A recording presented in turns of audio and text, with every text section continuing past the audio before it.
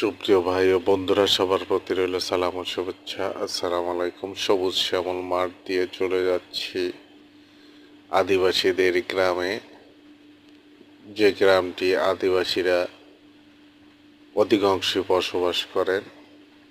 ইতিহাস ঐতিহ্যের সাক্ষী তুলে ধরার জন্যই প্রকৃতির পাগল বাবুর ছুটে চলা শস্য শ্যামল মাঠ দিয়ে আঁকাবাঁকা পথে চলে যাচ্ছি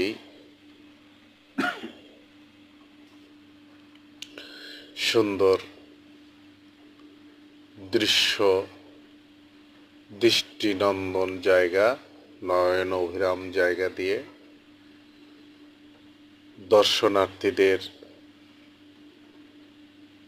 আকৃষ্ট করবে এমনই জায়গা। খুব ভালো লাগবে অসাধারণ জায়গাটি।